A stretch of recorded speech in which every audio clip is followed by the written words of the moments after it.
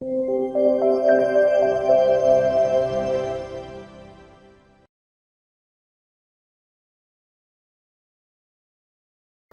everyone. So today we will discuss next topic for your top-up, strategic management accounting. So the next topic is managing working capital. And as per your exams guide from this topic, you're gonna have a discussion-based question. So discussion-based question will be based upon the elements of working capital. All right. What are the important elements? So we're gonna have like five important elements. So we will discuss all these five important elements more in the theoretical way, and then in our next Zoom meeting we will discuss this topic if you have any question. All right. So let's start with the working capital management. All right.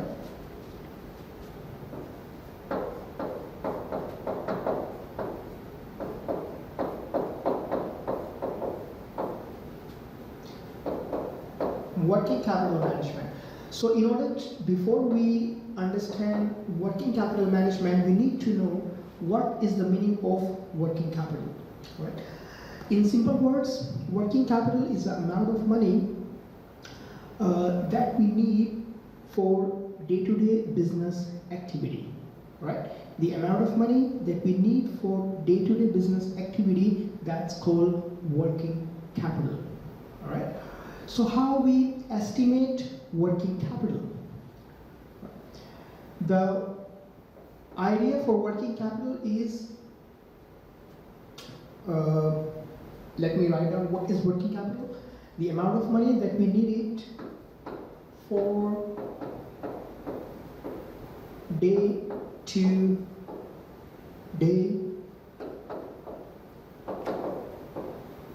business activities, right?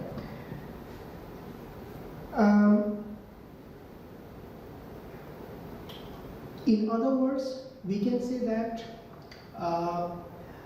working capital management or working capital also explain about the investment or net investment in short-term current assets or short-term assets. Short-term current assets, short-term assets. All right. So working capital explain the net investment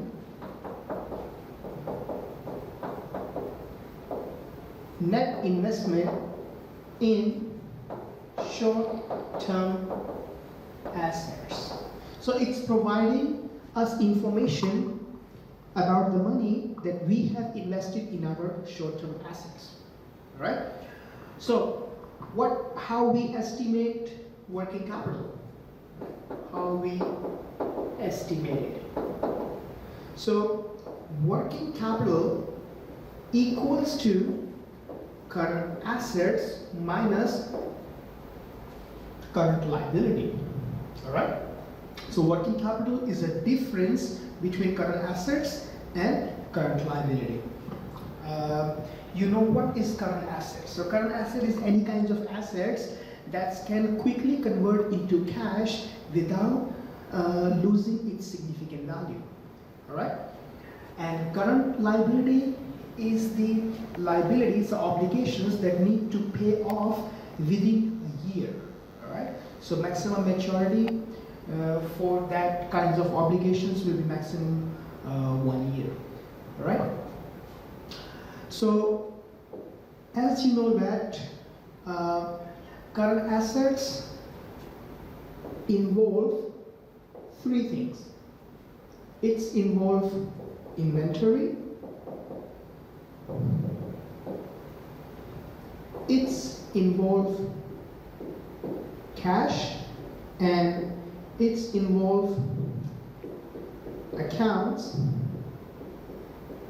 receivables. All right. So these are the current assets, right? And current liability mainly. All right. So I'm talking about the major components of current assets and current liability. So current liability involve accounts payable, all right, and bank overdraft, all right. So we have like 6 different components that help us to estimate the working capital. So we have 6 components, all right? We have 6 components or 6 elements for working capital, and that we will discuss in this video, all right? So these are the elements of working capital. Inventory. I will give you a quick view of each of these elements, and then we will discuss more in detail. Inventory, you know what is the meaning of inventory, right? It's basically your stock, all right? Your materials, right? This could be raw material, this could be work in process, or this could be finished goods. So whatever is raw material or work in process or finished goods left at the end of the period, that's called the inventory, all right? It's current assets. Next is the cash. Of course, it's a cash that we keep it, we hold it, all right? Within the year, or whatever cash left at the end of the year, that's called cash as a current assets. Next is the accounts receivable. Accounts receivable are the basically customer or the people from whom we need to receive money. All right. So we sell product to the customers on credit. When we sell the product to the customer, so means customer has obligations to return money back to us. So that customer will become account receivable until that person pay money to us. All right. So that's the name of account receivable. Next is accounts payable. Right? Accounts payable are the people to whom we need to pay money. All right. So in simple words, we purchase supplies on credit. When we purchase supply on credit, which means we have obligations to pay that money back to the people from where we people from whom we purchase the material. All right? So we have obligations to pay, so that people become accounts payable. All right. Number 5 is the bank overdraft. Bank overdraft, also known as your current liability. And bank overdraft, in order to understand bank overdraft, the simple examples of the bank overdraft is negative cash balance.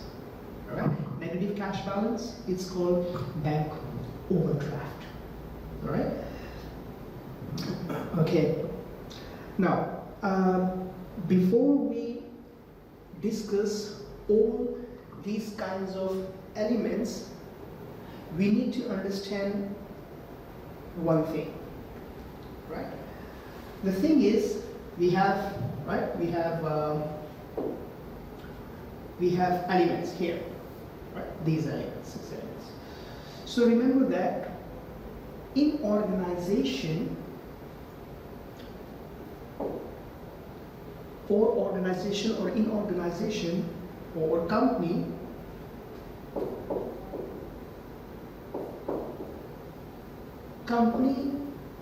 has some kinds of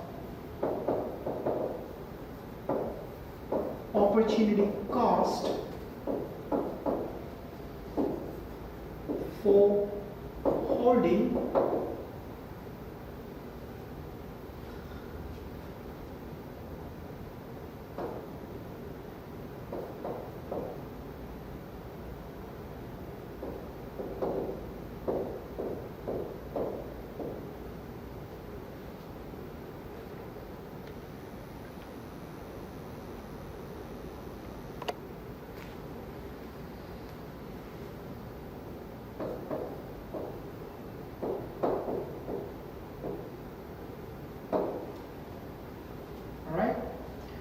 So remember that in company, we have a opportunity cost for holding too high or too low these elements. So which means if you keep these elements or you hold these elements too high, it has an opportunity cost, or you hold it too low, it has an opportunity cost. All right. So we're gonna discuss all these kinds of option or the opportunity cost we have available.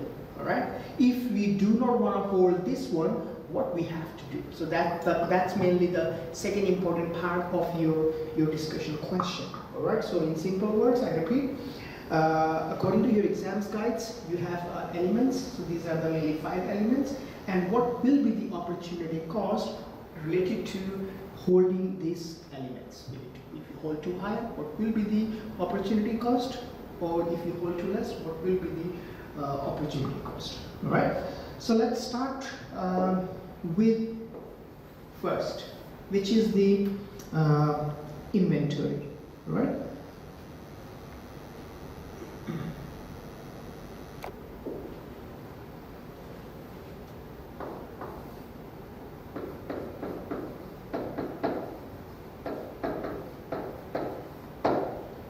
Inventory.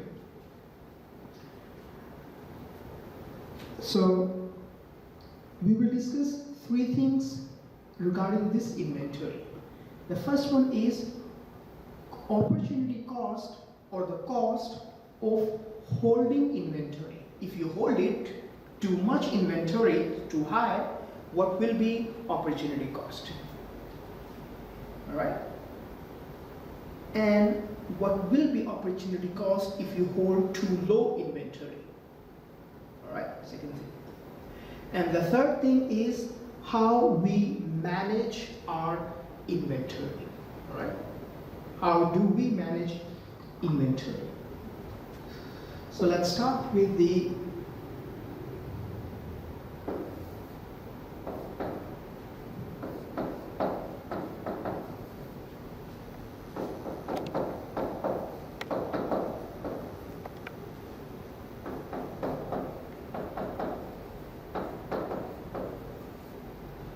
cost of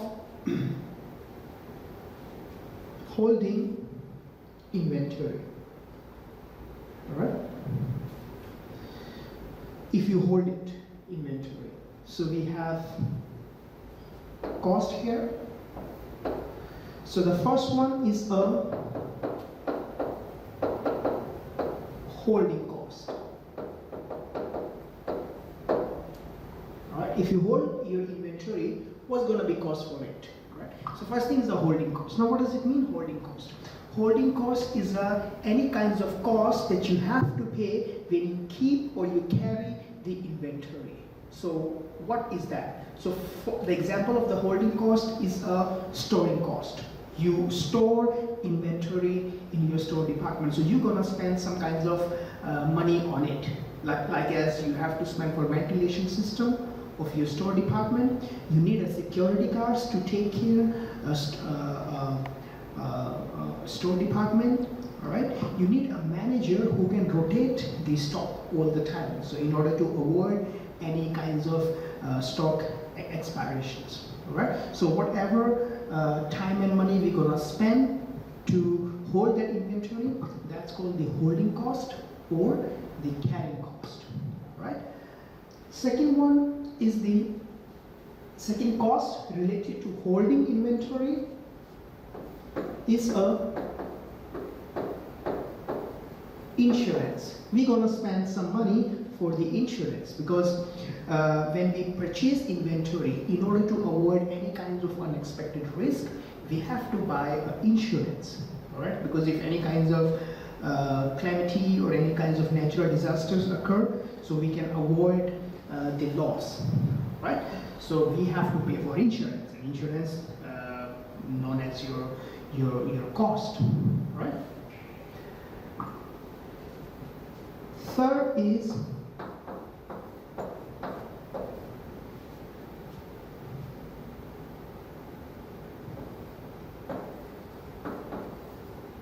obsolescence. All right, obsolescence means inventory expirations, right? Means your inventory will expire. So sometime due to, normally we buy the raw material, right? But due to unexpected downfall of demand, we cannot sell our product, but we already purchased the inventory. So we cannot return that inventory back to the supplier, alright? So in that case, we cannot produce product because there is no any demand in the market. So what will be happening in that case? In that case, our inventory more likely to expire. As a result, cost increase, right? So these are the mainly causes for holding too high inventory. So these are the impact, all right? Next is cost of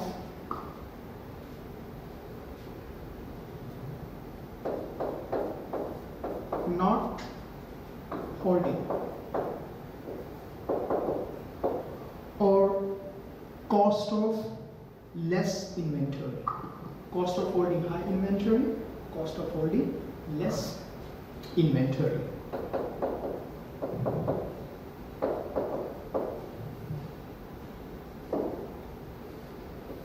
If you will not hold any kinds of inventory.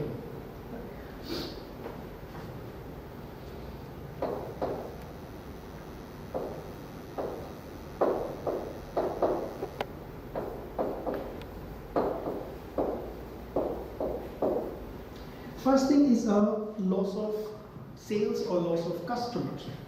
If we are not holding enough inventory, if we are holding a less inventory, and if there is any kinds of unexpected demand increase in the markets, what will be happen? As a result, we cannot sell our product because we don't have inventory to produce. So our sales will be affected, or in other words, we lose the customers, right? If we will not hold too much inventory, right? Next is a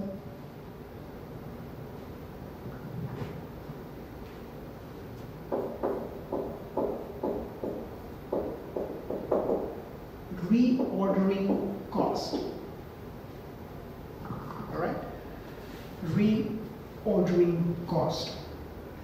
Reordering cost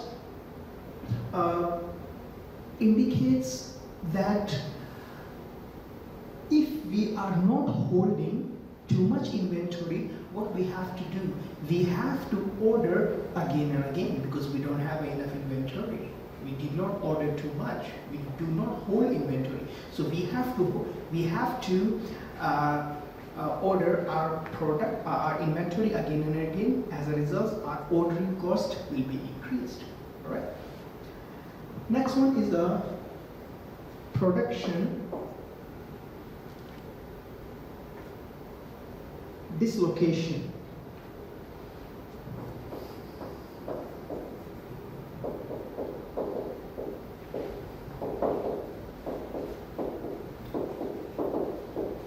Now, production dislocation. Now, what does it mean, production dislocation?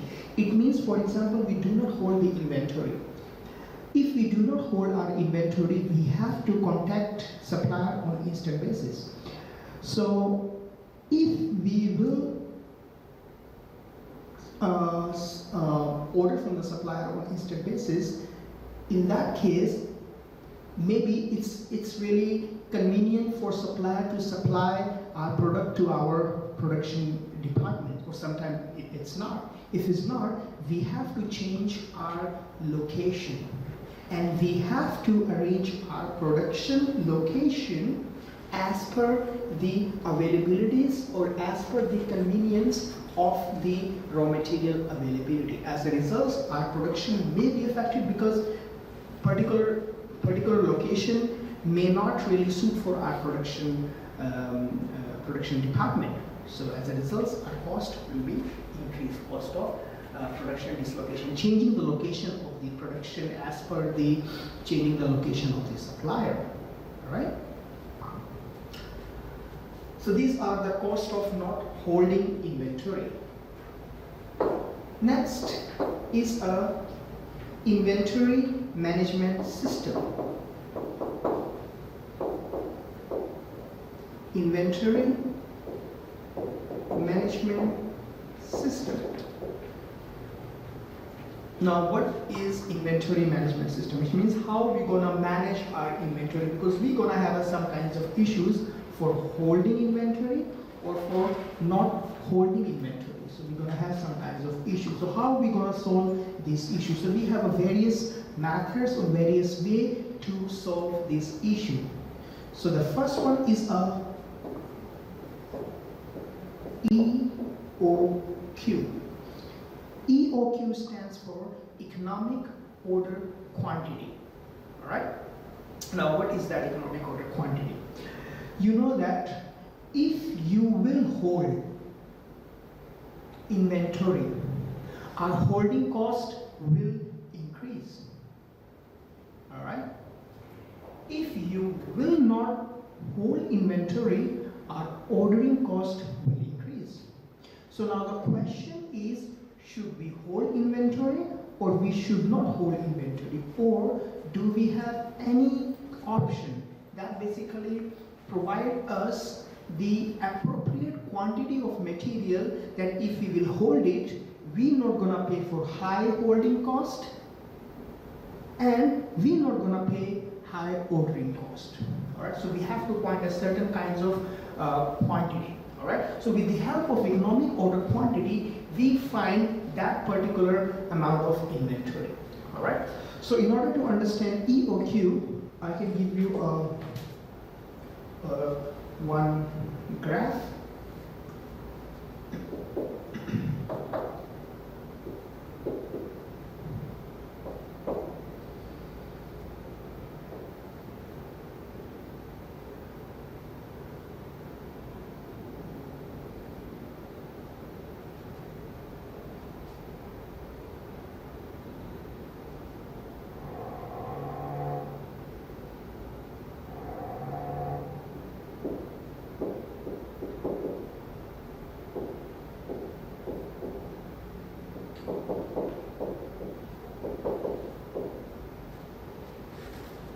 So this curve represents your ordering cost, and this curve represents your holding cost. Alright? If you hold too much inventory, you're going to have a holding cost. Why? Because as the quantity increase, cost increase. So that is your holding cost. Right? And this is your ordering cost. Ordering cost means if you order again and again, alright? Which means if you order less quantity, you order less quantity, your cost will be high. Why? Because you order less, then you have to order again, then again and again. So means if you are ordering less quantity, your ordering cost will increase. If you order more quantity, your ordering cost will reduce because you order more one time, so you don't have to order again. Alright? So the problem is if you can see that if your holding cost increase, alright? If your holding cost increase, your ordering cost decrease. Alright? So you can see these points, the points where holding cost and ordering cost intersect. That point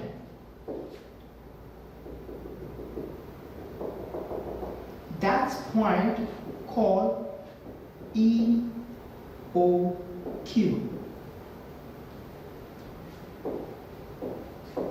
That's point called EOQ. It's a perfect point where we're not going to have a high ordering cost, and you can see that if you order that kind of quantity, right? So which means if you order more than that quantity, our holding cost will increase.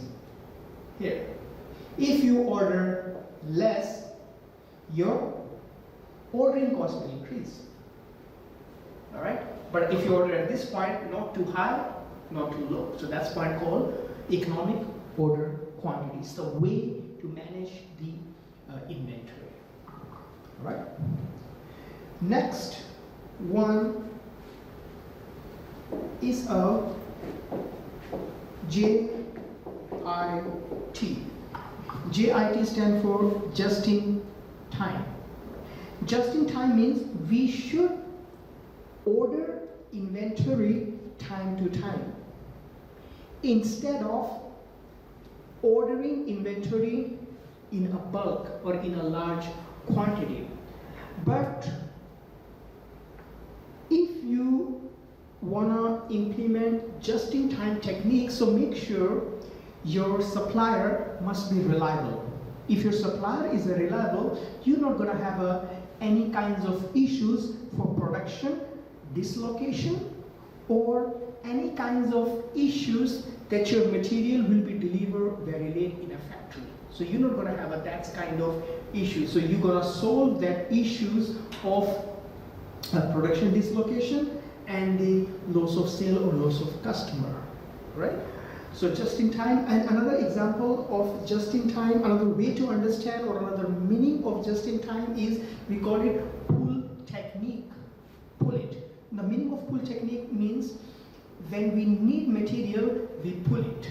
If we do not need, we don't order it. Because if you do not need and you still order, as a result, your holding cost increase, your insurance cost increase, and your obsolescence is increased. But on the other hand, if you are implementing just-in-time techniques, so you're gonna, but again, the condition is that your supplier must be reliable. If this is the case, then you can solve the issues of loss of sales, reordering, and production dislocations.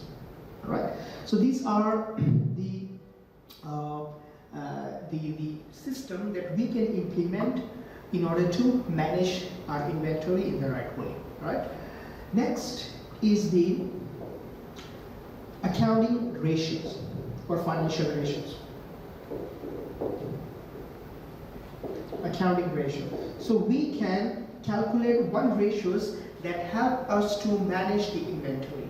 So the ratio is a inventory turnover period ratio.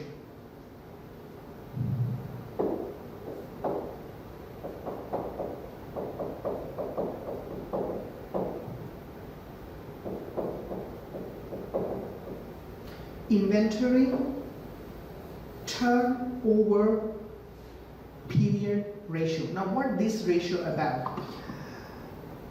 This ratio tells us that how long it takes inventory to sell to the customer. Right? Inventory means the material, the product, all right, the goods. How long it takes to convert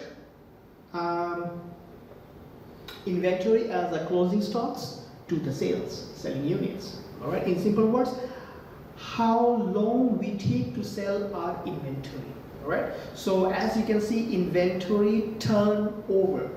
If inventory turnover is high or inventory turnover period is low, which is good. Turnover means running out, right? If our material is running out very fast, which is good. All right, if material is running out very fast, so which means we take very less time, less period to sell our product, which is good for the company. All right, so now what is the formula for inventory turnover period?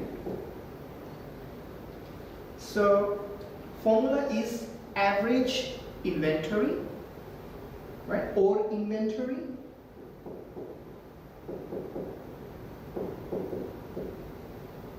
divided by cost of goods sold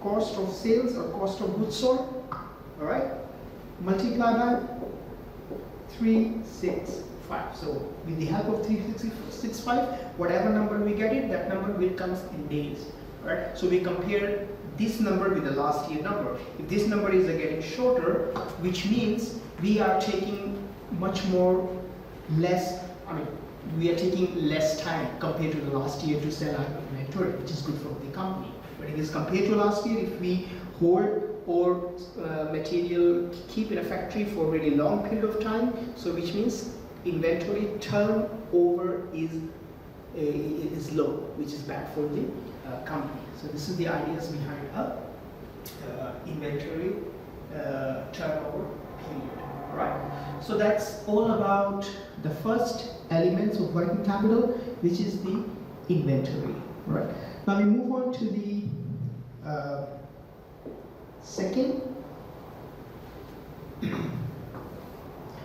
one is account receivable or cash. So let's start with accounts receivable. So we're gonna do the same thing. So we're gonna do three things here: cost of high account receivable, cost of low account receivable, all right, and account receivable management system, right? Okay, now remember one thing: account receivable means a credit sales, because when the company sell product, company has two options: company sell on credit and company sell on cash. If company sell on cash, I'll give you product, you give me cash, leave it. So you have no other obligations towards the company, all right? But on the other hand, when company sell its product on credit, that means I sell you product, but you haven't paid money to me, so you become account receivable. So account receivable means you have obligations to return money back to me, all right? So account receivable means credit sale. So idea is that if account receivable is too high, which means we have a low credit sale, or I repeat, if account receivable is too high, if we're holding very high account receivable, or in our current asset or balance sheet, if we have a high account receivable, which means we have a less cash sales or high credit sales, right? If we have a less account receivable, then maybe we have a less sales, or we have a more cash sales or less credit sales. So let's start with the cost of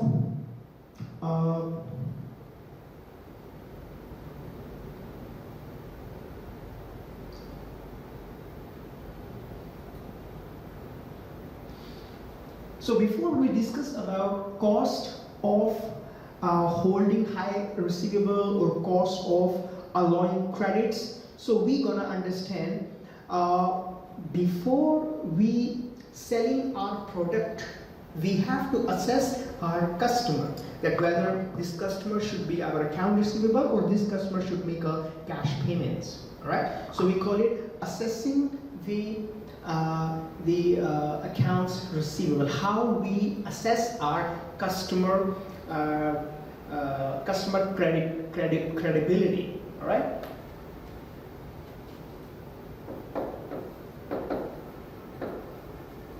Assessment. How are we gonna assess our customer credibility, all right? Credit worthiness. So on the behalf of 5 C's, we assess our customer, all right? 5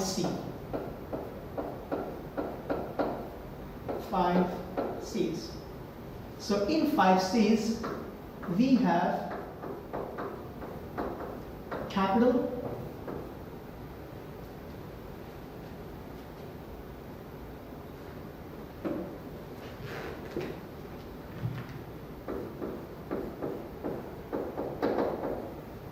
capacity,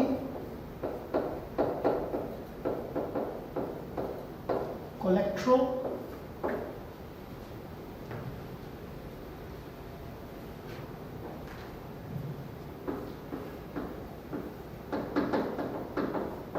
condition,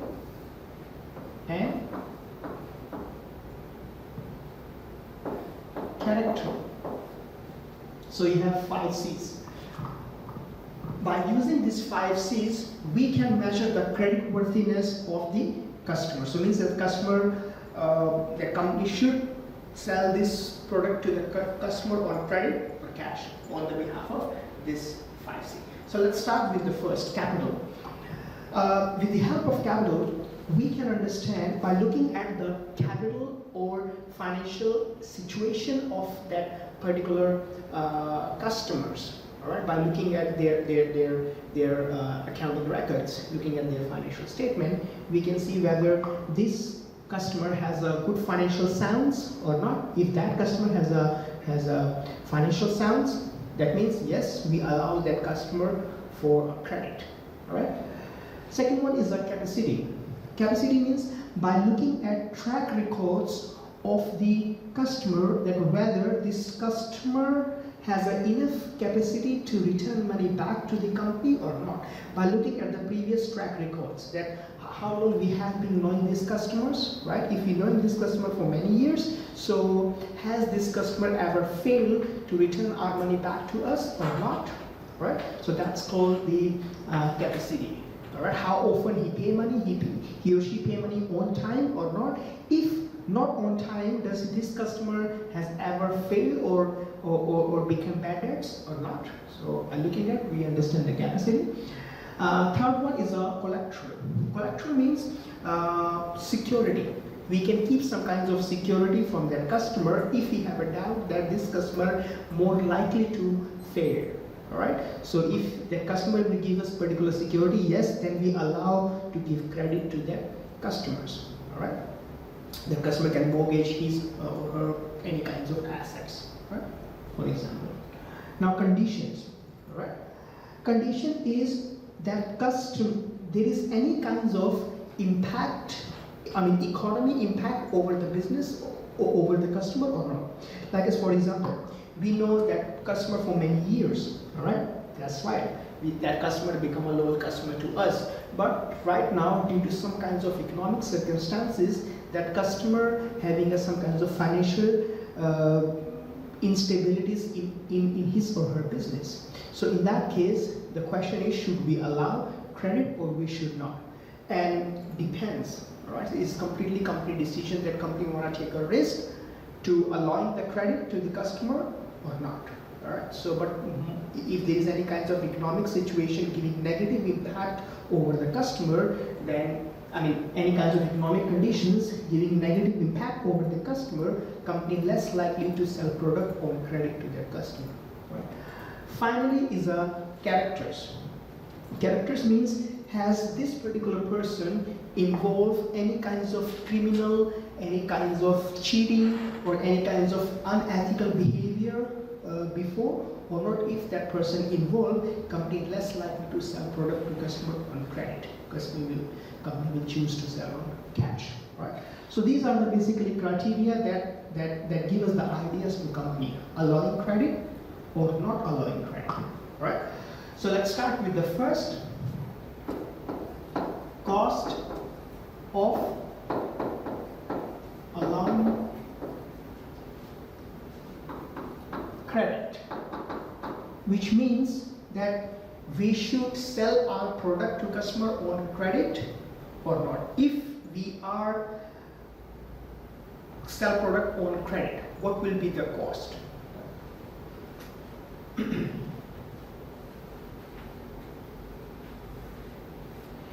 The cost will be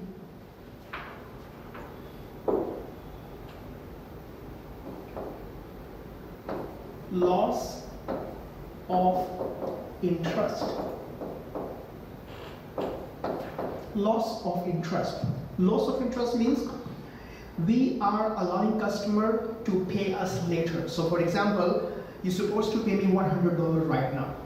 All right, but I give you 2 month time to return back to me. Means after 2 months you will return money back to me. All right. So if I do not give you 2 months time, if I say that okay, you give me cash right now, so I will keep that cash and deposit or invest or put in bank. and bank will give me interest. But I didn't choose this option. I allow you 2 months to return me money back. So means I am losing interest for 2 months. All right. So that's the meaning of loss of interest. Another cost is a loss of purchasing power. Loss of purchasing power. Loss of purchasing power means, for example, I sell you a product now, all right, and you will return money back to me after 2 months, all right. If you will return money back to me after 2 months, and for example, there is an unexpected inflation increase in the markets, as a result, so the value of money will be reduced, that money that I'm going to receive you after 2 months. All right. So as a result, my purchasing power will be reduced. All right. So in other words, we can also explain this purchasing power is if you will not pay me money right now, so I have a less cash. As a result, my purchasing power will be limited. I have a less opportunity to buy things if I need it because I have a lack of cash, since I sold you product on credit, right? Now move on to the next, which is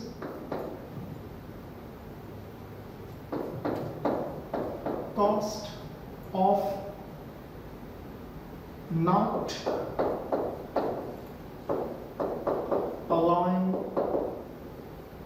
credit, which means I am going to sell my product on cash. I'm going to increase my cash sales, right? So one of the important problem with this cost of not allowing credit is one of the most important is the reducing sales or customer. You lose your customer because customer like to customer like to buy product on credit.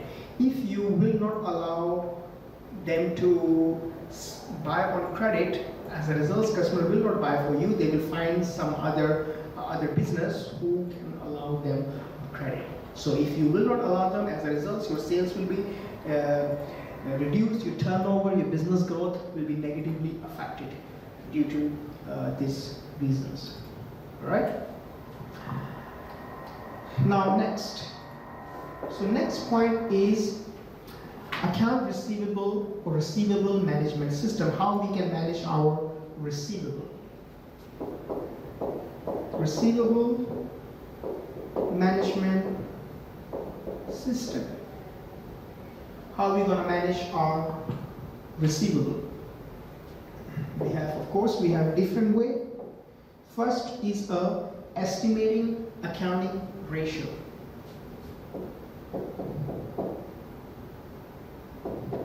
Accounting or financial ratios. So the ratio is account receivable turnover period or account receivable collection period.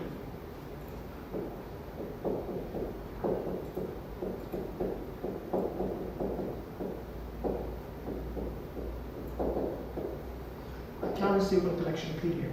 So the formula for account receivable collection period is accounts receivable divided by credit sales multiplied by 365. Right? What this ratio tells us? This ratio basically tells us that how long account receivable will take to return money back to us. Right? How long it takes to return money back to us. If they are taking more time, which is bad, taking less time, which is good. Right?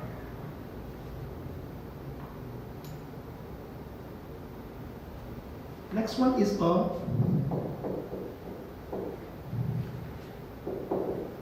policy on bad debts.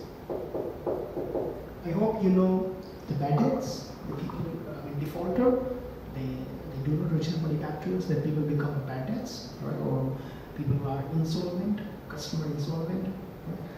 So policy on bad debts, we're going to make us some kinds of strict policies over the people.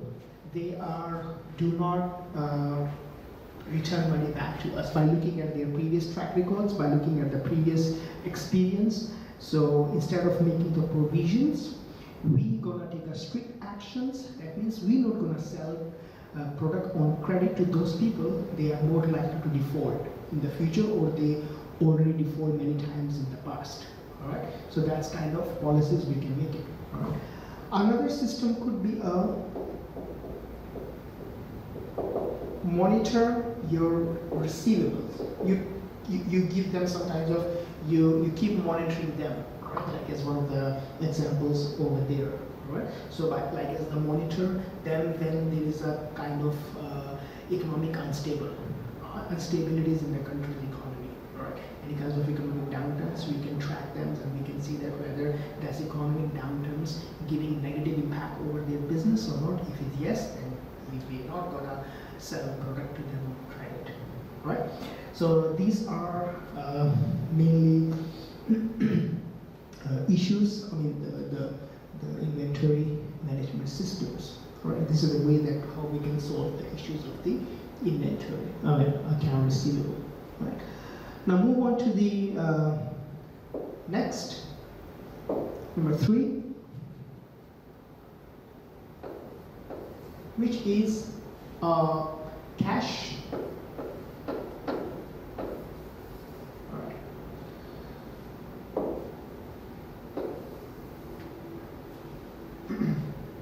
So first thing is the cost of holding cash.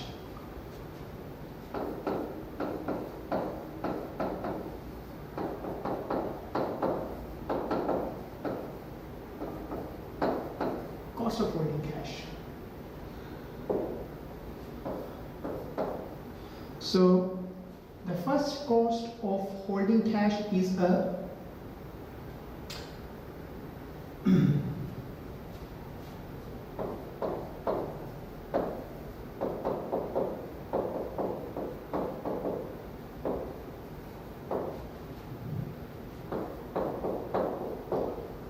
loss of investment opportunity, right? So which means we gonna, if we are holding cash, we do not have a chance to invest that cash. As a result, we lose the interest, all right? So this is the loss. Second is a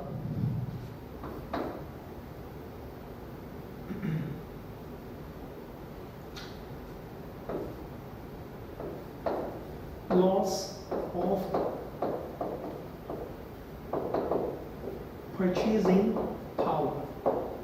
Right, so here I can give example of inflation.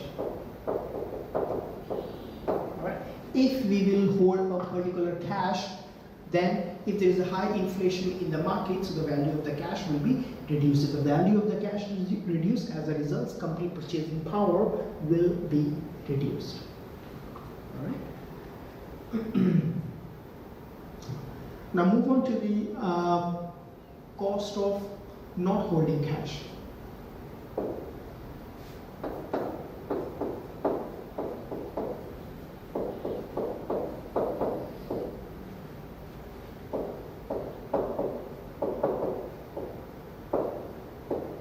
Cost of not holding cash. So which means if we will not hold cash, all right, which means if we will keep the very less cash in our current assets, what will be the impact, right? So the first will be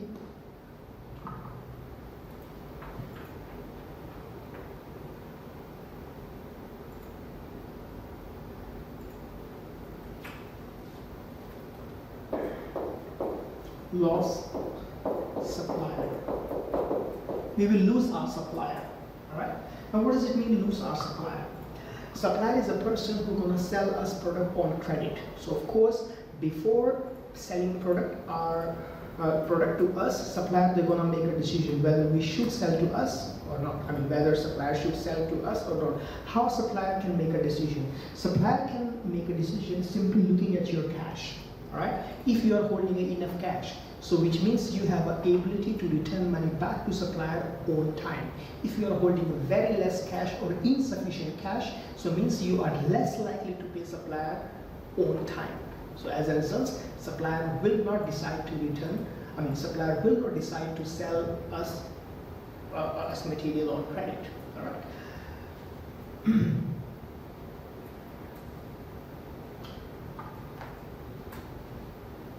Next one is a loss investment opportunity.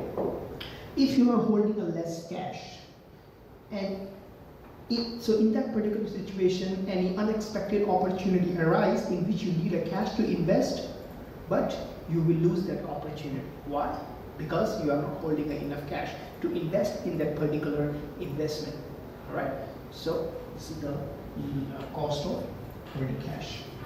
Cost of not holding cash.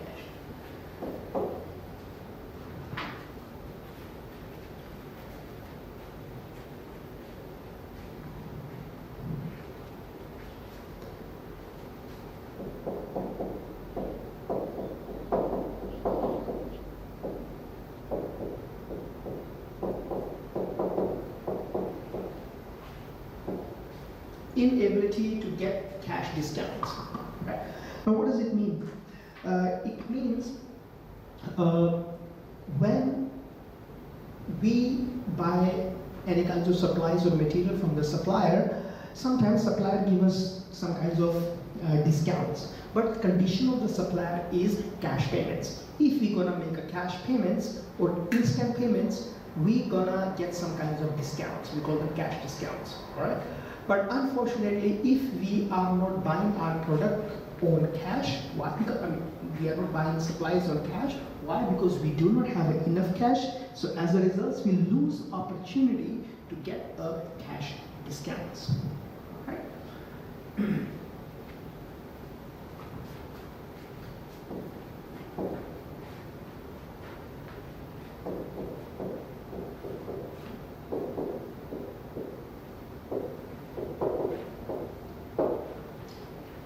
Next one is a cost of borrowing. Cost of borrowing means if I am not holding enough cash and an unexpected demand increase, unexpected demand of cash increase in my company, then what options I have? The option is many options, but one of the common options that I have is that I go to bank and borrow money. If I go to bank and borrow money, I have to pay interest. Or I have to mortgage my assets. So as a result, my cost will increase.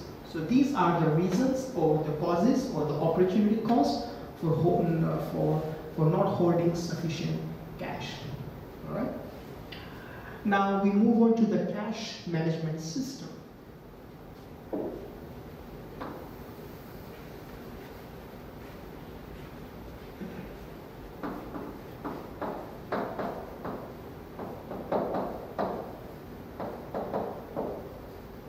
Cash management system. How are we going to manage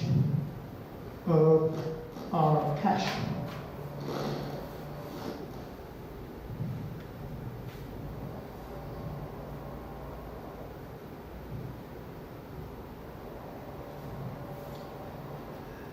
First one is a operating cycle.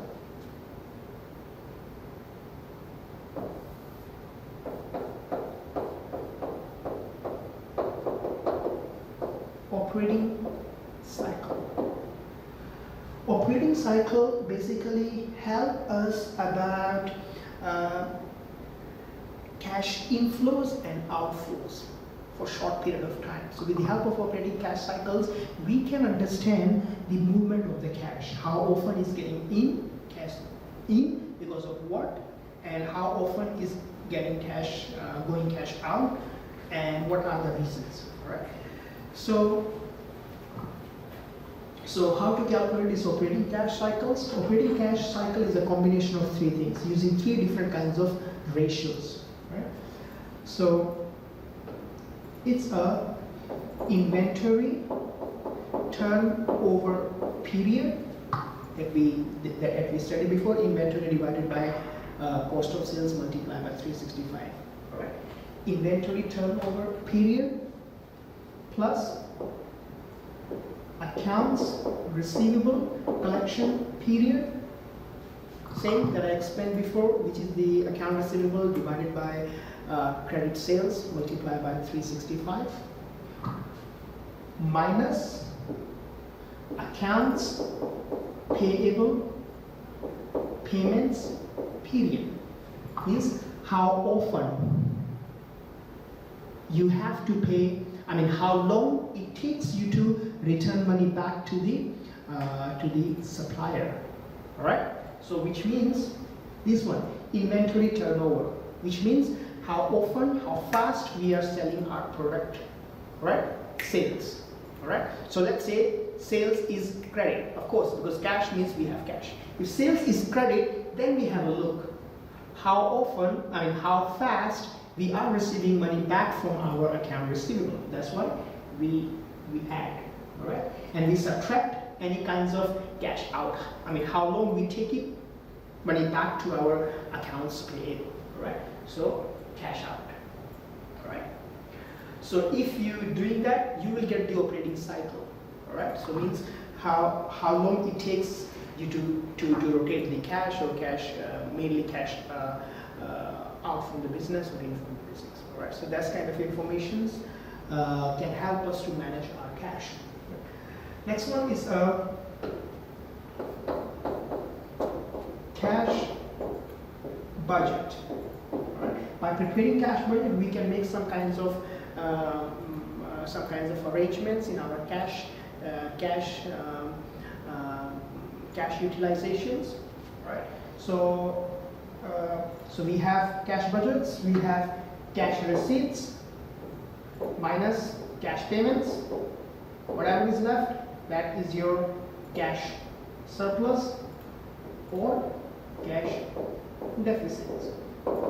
Surplus, deficits. Negative balance of cash or positive balance of cash. If they are at the end of the period, we have a negative balance of cash, which means we have a bank overdraft. If we have a positive balance of cash, which means we have cash. All right, so with the help of cash budget, we can forecast, we can track our cash system, organizations, right? Next one is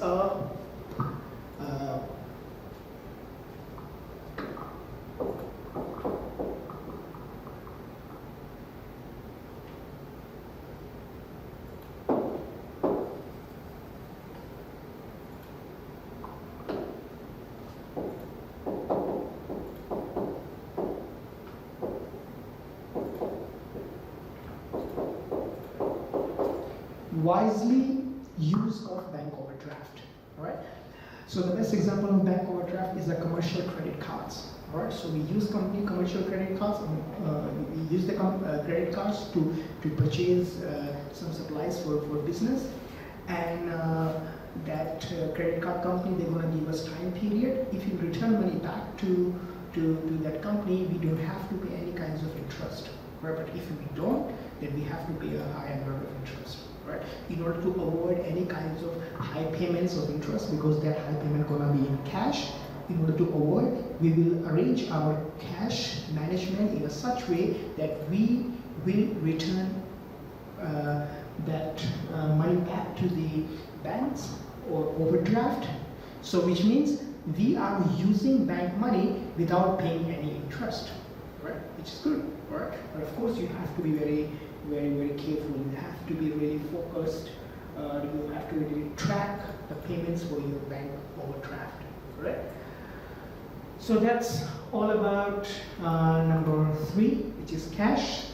Now we move on to the current liability. All right. In current liability, we will discuss only accounts payable. Why? Because bank overdraft. Of course, there is some kinds of cost of bank overdraft, which is interest. And cost of not using bank overdraft is a lack of cash. All right, so that we discussed here before. All right. So that's why we will focus more on the accounts payable. Right.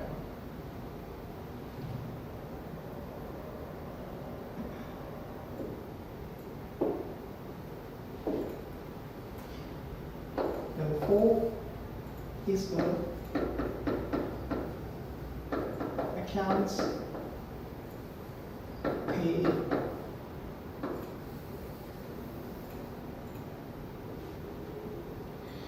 So now account payable means, of course, here we are taking a credits. Before we were allowing credits in accounts receivable. Here we are taking credit. Right? So the first one is the cost of taking credit.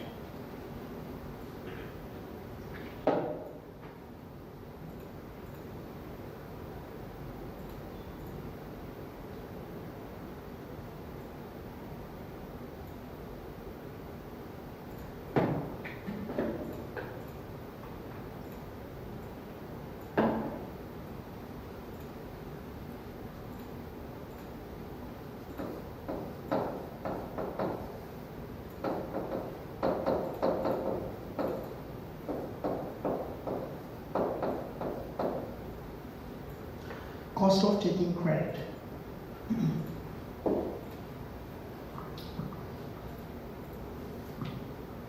Cost of taking credit means we are not paying them cash, all right? We are taking a credits from our supplier, and we know that if we are taking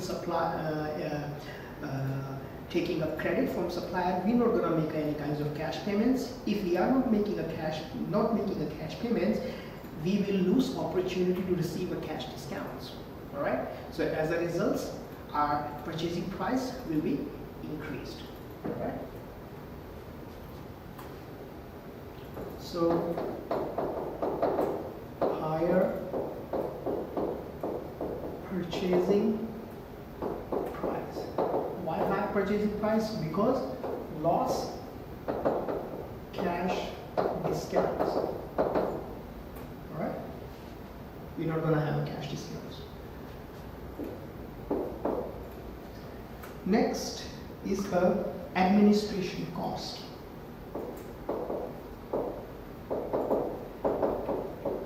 We need to make some kinds of arrangement or management in order to understand to make the payments for, because we have multiple suppliers and there is a different due dates for different suppliers. So we're going to spend our times to manage and arrange the records related to the accounts payable payments. All right. So as a result, our administration cost will increase.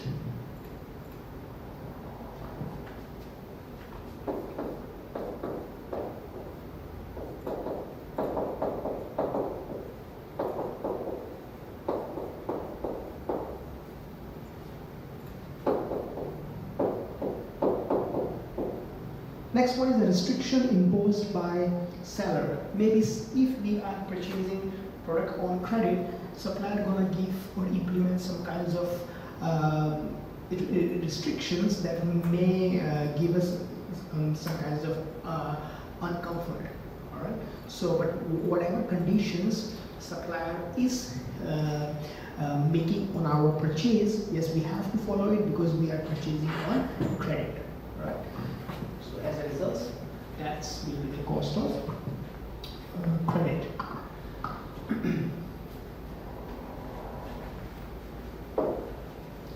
Next one is a cost of not taking credit. Means we will not buy material on credit from supplier. Then what will be happen?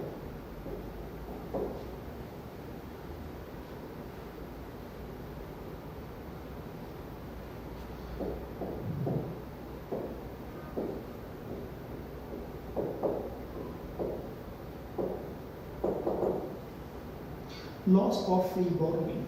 Right? Now what does it mean, loss of free borrowing? So for example, we do not have enough cash. All right.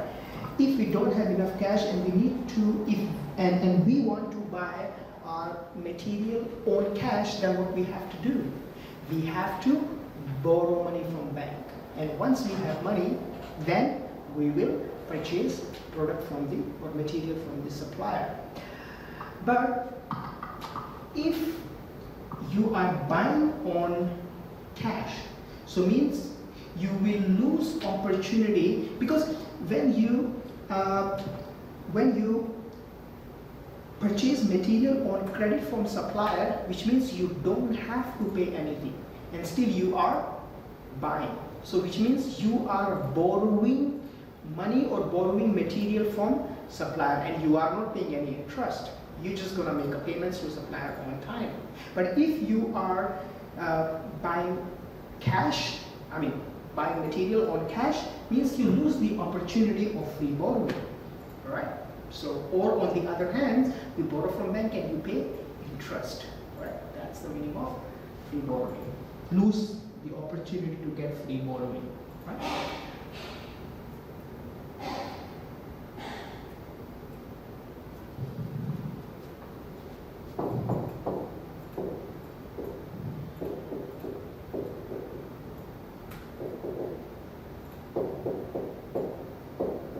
Loss of purchasing power. Loss of purchasing power means if you use all credits here, if you use your all cash to purchase raw material from supplier, that means your cash is running out. If your cash is running out, your purchasing power, purchasing capability will be reduced. Alright, so we should try to keep some extra cash, because in any case, if any other supplier do not allow us to sell on credit, so we have enough cash to use over there to buy product from supplier, right?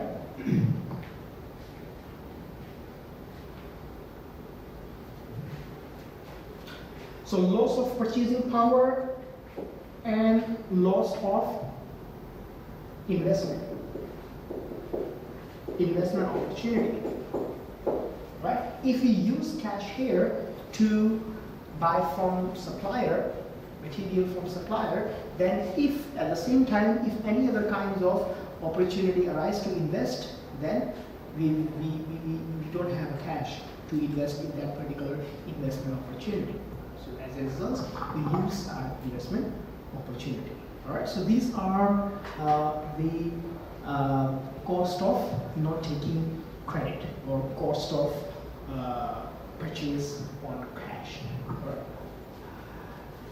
Now move on to the last point, which is the accounts payable management system.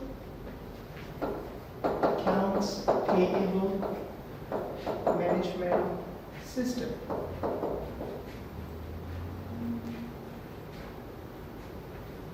How we can manage our accounts payable.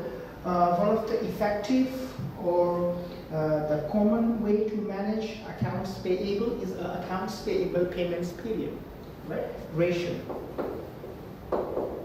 Ratio is the accounts payable payments period. All right. The formula is accounts payable divided by credit purchase multiplied by 365. All right.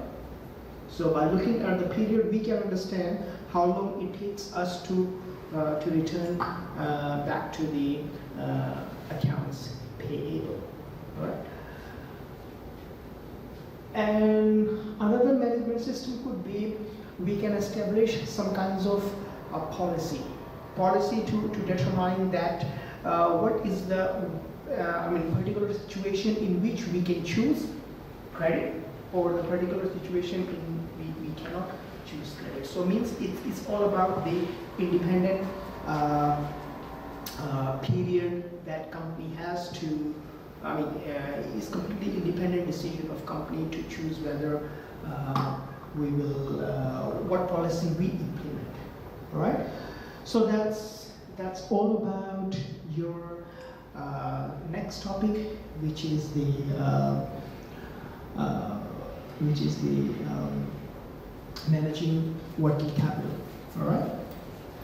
So that's all for this topic. Let me summarize all these elements with the help of diagram. Right? So we call it working capital management cycle. Right? Working capital management cycle. How we manage our inventory. So let's start with the cash for bank overdraft. And then we have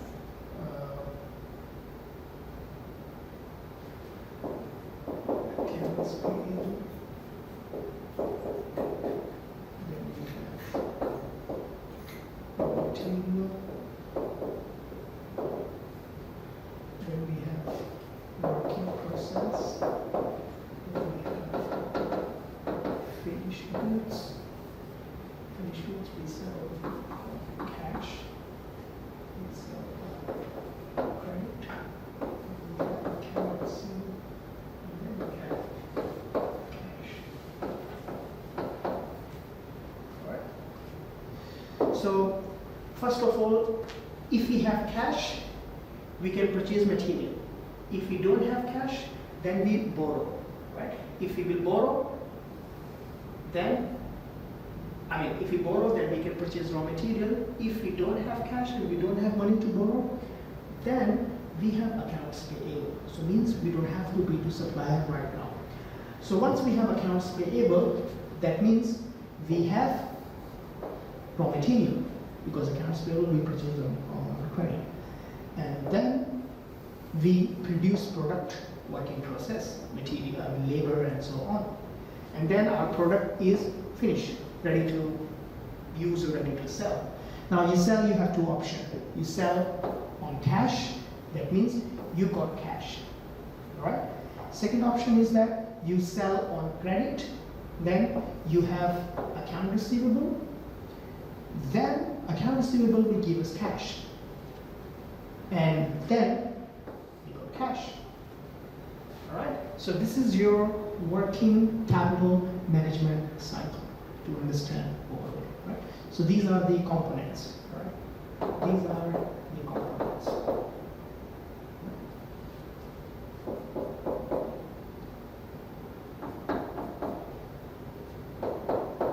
5 components. Right? 1, 2, 3, 4, 5. Right? So that's the whole ideas for working capital management cycle. Right?